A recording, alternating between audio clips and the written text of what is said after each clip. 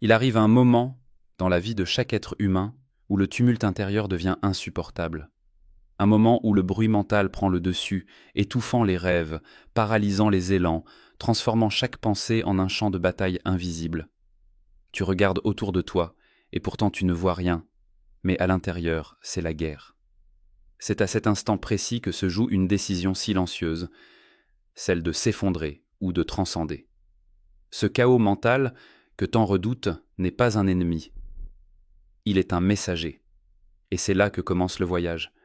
Un passage de l'obscurité vers une clarté intérieure impensable, révélée par les enseignements croisés de Carl Jung et Napoleon Hill. Et si je te disais que ta confusion actuelle est le prélude à une transformation profonde, que derrière ton agitation mentale se cache un potentiel intact, brut, prêt à être sculpté par une seule force, ta pensée claire. Ce que Carl Gustav Jung appelait l'individuation, ce processus sacré d'unification intérieure, se manifeste justement à travers l'inconfort et la dissonance. Et ce que Napoleon Hill a découvert, en explorant les esprits les plus brillants de son époque, c'est que chaque réussite authentique prend racine dans une pensée concentrée, précise, silencieuse. Une pensée qui a été purifiée par le feu du chaos. Deux géants, deux visions, une même vérité. Rien n'est plus dangereux qu'un esprit désorienté. Mais rien n'est plus puissant qu'un esprit qui s'est retrouvé. Ce n'est pas un hasard si tu regardes cette vidéo. Ton inconscient t'a guidé ici parce qu'il sait que le moment est venu de comprendre ce que peu ose t'affronter. Ta confusion n'est pas une faiblesse. Elle est la preuve que ton ancien moi est en train de mourir et que quelque chose d'infiniment plus fort tente de naître. Ce n'est pas un accident. C'est une initiation. Imagine un instant que tu puisses transformer chaque pensée intrusive en une flamme de clarté. Que tu puisses entrer dans ce silence intérieur dont parlait Napoleon Hill, ce silence capable de révéler des idées précises, calmes, orientées vers l'action et la vision. Jung disait que celui qui regarde à l'extérieur rêve, mais celui qui regarde à l'intérieur s'éveille. Et cette vidéo n'est pas un simple contenu. C'est une porte, une plongée profonde, radicale, vers ton propre éveil. Reste avec moi, car ce que tu vas entendre ici n'est pas une théorie, ni un beau discours. C'est un fil rouge tissé entre 2 mètres de la pensée humaine, un chemin, un miroir, et peut-être l'ultime clé pour faire taire le vacarme intérieur et découvrir la puissance tranquille de ton esprit libéré. Ce n'est que le début. Prépare-toi à voir ce que tu n'as encore jamais vu. Le chaos mental n'apparaît jamais sans raison. Il est le symptôme visible d'un désalignement profond entre ce que l'âme veut exprimer et ce que l'esprit tente de contrôler. Lorsque les pensées deviennent confuses, bruyantes, contradictoires, ce n'est pas un signe d'échec, mais un appel au réalignement. C'est ce que l'un appelait le conflit entre le soi conscient et l'inconscient, et ce que l'autre traduisait par le manque de but défini. En réalité, ce chaos intérieur est un miroir qui te montre exactement où tu t'es perdu. Il ne vient pas pour te punir, mais pour te réveiller. Et c'est dans cette turbulence que commence la quête vers une pensée claire, une pensée qui ne fuit plus, mais qui s'enracine. Tu as déjà ressenti cette fatigue étrange, comme si penser devenait douloureux.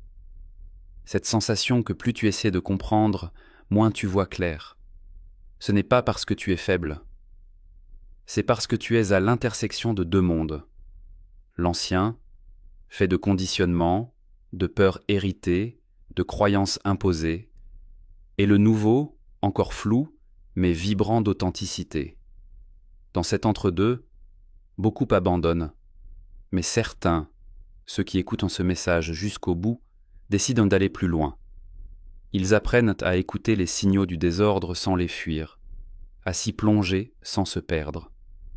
Car ils savent que le vrai pouvoir ne réside pas dans le contrôle, mais dans la compréhension. Pour retrouver la puissance silencieuse de la pensée claire, il faut d'abord cesser de chercher des réponses à l'extérieur. L'erreur la plus fréquente, c'est de croire que le calme vient en fuyant le bruit. Mais ce que les 2 maîtres ont toujours souligné, c'est que la clarté ne vient pas du silence autour de soi, mais du silence en soi. Et ce silence ne s'impose pas par la force. Il se découvre, couche après couche, comme on pèle un fruit. La pensée devient claire, non pas lorsqu'elle est vide, mais lorsqu'elle est alignée avec une intention précise, nourrie par une vision, purifiée de toute contradiction. C'est un processus, pas une solution immédiate. Et ce processus commence ici, maintenant. Le premier pas est radical. Il faut affronter l'origine de ton chaos. Cela demande du courage, car souvent, la racine de l'agitation mentale n'est pas extérieure, mais enfouie dans l'inconscient. Ce sont des ombres, comme le décrivait Carl Jung, des fragments de toi que tu refuses de regarder. Et pourtant, c'est là que se cache la clé. Tant que tu refuses d'écouter ce que ton esprit essaie de te dire à travers l'agitation, tu restes prisonnier du bruit. Mais dès que tu acceptes de voir, de ressentir, de comprendre, le chaos se transforme. Il cesse d'être un tyran. Il devient un guide. Et puis vient une découverte inattendue. Le chaos n'était qu'un langage que tu n'avais jamais appris à lire. Chaque pensée répétitive, chaque angoisse sourde, chaque boucle mentale n'était pas un bug, mais un message. Une instruction codée de ton esprit profond.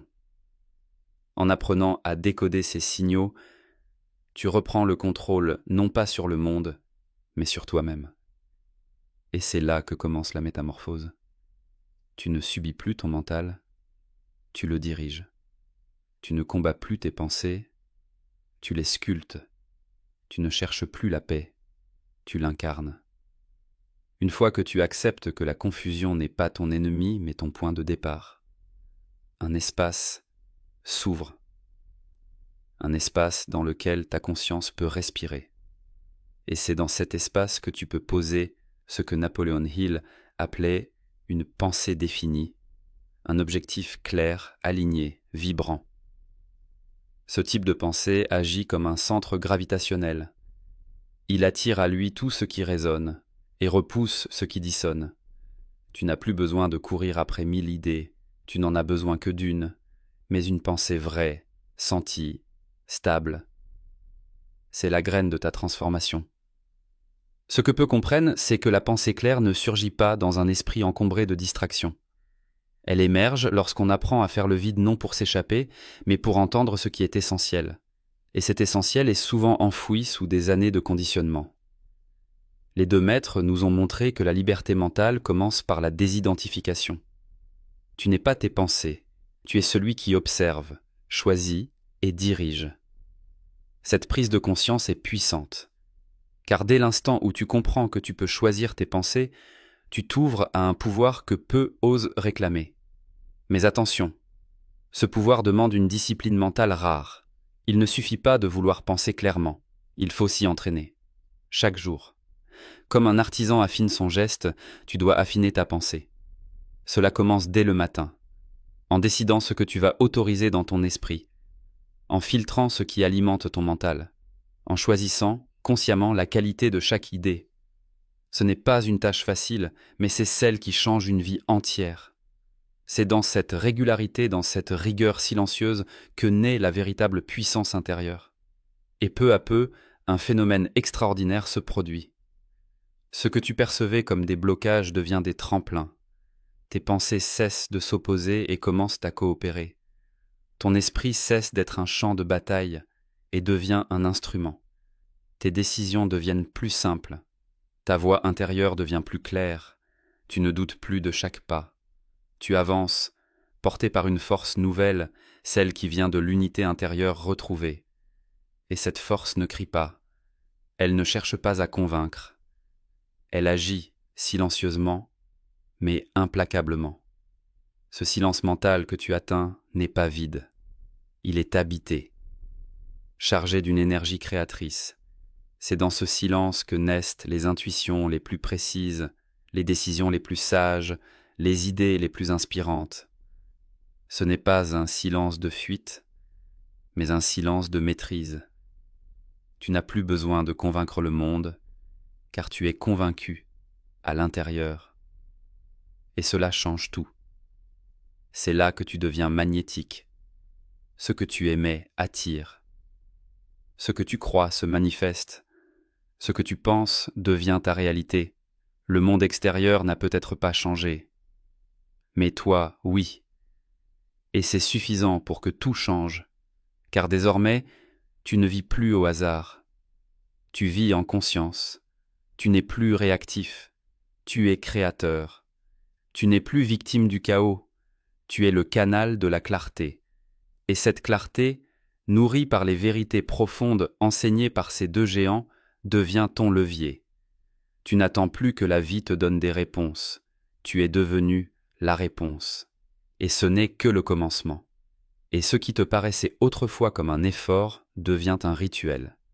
Tu n'as plus à forcer la clarté, elle vient à toi, naturellement, comme un flux qui a trouvé son lit. Car ton esprit a été entraîné à revenir à l'essentiel. Tu sais désormais reconnaître les pensées parasites, les distractions déguisées en urgence, les voix extérieures qui te volent ton propre discours intérieur. Tu n'es plus une éponge émotionnelle, tu es un filtre conscient. Et dans ce filtre, seules passent les idées qui te servent, qui t'élèvent, qui te ramènent à ton centre. À ce stade, tu découvres une chose que peu d'êtres humains découvrent dans une vie entière. Penser n'est pas accumuler, c'est libérer. Ce n'est pas remplir l'esprit, c'est l'épurer. Comme un sculpteur qui retire l'excédent pour révéler la forme parfaite, tu retires chaque jour ce qui ne t'appartient pas. Les croyances héritées, les attentes projetées, les peurs collectives, et ce qu'il reste, c'est toi. Un toi épuré, authentique, profond, capable de tenir une pensée aussi stable qu'une montagne, aussi silencieuse qu'un lac au lever du jour. Mais cette stabilité n'est pas rigide, elle est vivante. Elle s'adapte, se transforme, mais ne se trahit jamais, car elle est enracinée dans un objectif clair, dans une vision qui te dépasse. C'est ce que Napoléon Hill appelait une vision transmise par l'imagination contrôlée. Et c'est là que la pensée devient magnétique, car une pensée claire, chargée d'émotions et d'intentions, agit sur la réalité comme une onde invisible. Elle attire les circonstances, les idées, les personnes qui résonnent avec elle. Ce n'est pas de la magie. C'est une loi mentale, démontrée par ceux qui osent penser avec puissance et foi.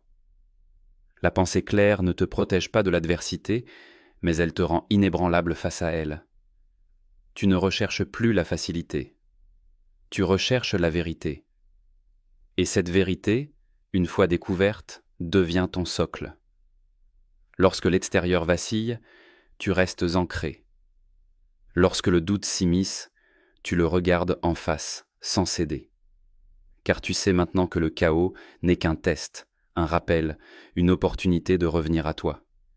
Il n'est plus ton maître, il est ton miroir. Et dans ce miroir, tu vois non pas un être perdu, mais un esprit en pleine maîtrise. Peu à peu, tu inspires ceux qui t'entourent sans même parler. Ton énergie change. Ton regard devient plus stable, ta voix plus posée, tes décisions plus tranchantes. Ce n'est pas que tu es devenu supérieur, c'est que tu es devenu vrai. Et dans un monde saturé de faux semblants, la vérité irradie. Tu n'as pas besoin d'expliquer ton chemin. Tu n'as pas besoin de convaincre. Tu incarnes, et cette incarnation, silencieuse mais vibrante, devient le message. Voilà le pouvoir de la pensée claire. Elle ne fait pas de bruit, mais elle transforme tout ce qu'elle touche. C'est à ce moment du voyage que les enseignements de Carl Jung prennent une résonance nouvelle. Car selon Carl Jung, ce que nous ne rendons pas conscient finit par gouverner notre vie, et nous l'appelons destin. Voilà pourquoi la clarté mentale n'est pas un luxe spirituel, mais une nécessité existentielle. Si tu n'es pas capable de voir ce qui se passe en toi, tu es condamné à le subir. Les pensées refoulées, les blessures non guéries, les ombres ignorées, toutes ces forces vivent en silence sous la surface de ton esprit. Et tant que tu ne les exposes pas à la lumière, elles dictent ton comportement, sabotent tes projets et t'enferment dans des boucles invisibles. Napoléon Hill, quant à lui, nous enseigne que tout succès extérieur est d'abord la conséquence d'un ordre intérieur. Il insistait sur la discipline mentale, cette capacité rare à diriger délibérément sa pensée, à refuser l'influence des émotions négatives et à maintenir une image claire de l'objectif désiré. Dans son œuvre, il parle de la maîtrise de soi comme de la clé absolue de la richesse. Pas seulement la richesse matérielle, mais aussi émotionnelle, relationnelle, spirituelle. Pour Napoléon Hill, toute pensée claire est un acte créatif. Et chaque acte créatif exige un esprit discipliné, focalisé, en alignement total avec une intention élevée. Lorsque Carl Jung parlait du processus d'individuation, il évoquait cette quête sacrée de l'être humain vers son unité intérieure, une transformation alchimique où l'on confronte son chaos, ses contradictions, ses pulsions, pour en extraire une conscience plus vaste, plus vraie, plus puissante. C'est exactement ce que tu vis lorsque tu choisis de ne plus être esclave de tes pensées, mais architecte de ton propre monde mental. Tu ne te contentes plus de penser. Tu observes, tu questionnes, tu nettoies. Et dans cet effort silencieux, presque invisible aux yeux du monde, tu te rapproches de ce que Carl Jung appelait le soi, cette totalité cachée en toi, source de sagesse et de direction. Napoléon Hill nous rappelle que rien de durable ne peut être construit dans la confusion. Le chaos mental est l'ennemi juré de la concentration, et sans concentration, il n'y a ni action efficace, ni progrès réel. C'est pourquoi il proposait des exercices mentaux simples mais puissants. Écrire son objectif chaque jour, visualiser avec précision, évacuer toute pensée de doute dès son apparition. Ce ne sont pas des banalités, ce sont des rituels de maîtrise intérieure. Ils entraînent le cerveau à fonctionner sous ta commande. Ils redonnent au mental sa juste place, celle d'un serviteur, pas d'un tyran. Et dans cette maîtrise, tu deviens dangereux pour tous ceux qui voulaient te voir échouer. Carl Jung allait plus loin encore. Il nous avertissait « Celui qui regarde à l'extérieur rêve, celui qui regarde à l'intérieur s'éveille ». Cette phrase, gravée dans l'inconscient de milliers de chercheurs, prend tout son sens ici. Penser clairement, c'est justement regarder à l'intérieur avec lucidité. C'est abandonner l'illusion de contrôle externe pour embrasser la puissance de transformation intérieure. Ce voyage n'est pas sans douleur. Il y a des couches de mensonges à retirer, des vérités à affronter, des deuils à faire. Mais chaque pas vers la clarté te libère d'une chaîne invisible. Tu redeviens souverain dans ton propre royaume mental. Et là, une fusion magnifique se produit. Ce que Carl Jung appelait intégration de l'ombre rencontre ce que Napoléon Hill appelait transmutation de l'énergie émotionnelle. Deux langages, une seule vérité, toute puissance mentale naît d'un acte conscient de transformation. Tu prends ton chaos, tes peurs, tes souvenirs enfouis, et tu les transmutes en force créatrice. Tu ne nies rien. Tu accueilles, tu transformes, tu diriges. Et cette direction devient ta boussole dans un monde de distraction et de bruit. Alors, le silence intérieur cesse d'être vide. Il devient fertile. Il devient ton sanctuaire. C'est dans ce silence que les décisions les plus puissantes émergent. C'est dans cette paix mentale que tu entends enfin ta vraie voix, distincte des voix empruntées, des injonctions extérieures, des échos du passé. Tu n'as plus besoin de validation. Tu n'as plus peur de déplaire. Tu n'es plus manipulable. Tu es clair. Tu es ancré. Et dans cette stabilité, tu peux enfin créer, influencer, aimer, diriger, sans te perdre. Ce chemin du chaos mental à la puissance silencieuse n'est pas linéaire. Il est vivant, parfois brutal, toujours transformateur. Mais ceux qui osent de l'emprunter découvrent un secret que Carl Jung et Napoléon Hill ont murmuré à travers leurs œuvres. Le véritable pouvoir n'est jamais bruyant. Il est discret, profond, stable. Il ne s'impose pas. Il rayonne. Et il commence toujours par une seule décision, celle d'éclaircir ta pensée. Il y a un moment dans tout voyage intérieur où l'on comprend que le véritable ennemi n'a jamais été à l'extérieur. Ni les autres, ni les circonstances, ni les erreurs du passé. C'était le tumulte silencieux dans l'esprit, l'agitation constante des pensées non maîtrisées, les jugements automatiques, les récits que l'on répète sans fin. Et soudain, tout devient plus clair. Le chaos mental n'était pas une fatalité, mais une alerte, un appel à ralentir, à regarder en soi, à réécrire, consciemment, la structure invisible qui régit nos choix, nos peurs et nos élans. Cette clarté, ce n'est pas une lumière venue de l'extérieur, c'est la fin du brouillard intérieur. Ce que Carl Jung appelait l'individuation et ce que Napoleon Hill nommait maîtrise de soi sont en vérité deux chemins vers le même sommet, celui où l'être humain cesse d'être esclave de ses pensées pour en devenir le maître sculpteur. Dans cette élévation, il ne s'agit pas de fuir le chaos, mais de le traverser avec courage, de le comprendre, puis de le transformer en une force intérieure inébranlable. Ce processus demande de l'honnêteté brutale, de la patience radicale, et une foi tranquille dans l'idée que tout peut être reconstruit, à condition de commencer par le silence. Et si tu es encore là, c'est que quelque chose en toi sait que ce silence t'appelle. Pas un silence vide, mais un silence fécond. Un espace où tes pensées ne sont plus des tempêtes, mais des outils. Où tes blessures deviennent sagesse. Où ta voix intérieure prend le dessus sur le vacarme du monde. C'est ce que les plus grands esprits ont toujours su. Ce que tu penses crée ce que tu vis. La confusion mentale attire le désordre. La pensée claire, elle, attire la paix, la puissance et la précision. À partir de ce moment, chaque pensée que tu choisis de purifier est un acte de libération. Tu n'as pas besoin de tout comprendre pour commencer. Tu as seulement besoin de faire ce premier geste. T'arrêter, respirer, observer. Car c'est dans ces instants apparemment simples que l'ancienne version de toi s'efface doucement, et qu'une version plus forte, plus lucide, émerge lentement des profondeurs. Chaque seconde où tu prends le contrôle de ton espace mental est une victoire sur l'automatisme, sur l'ombre, sur la répétition.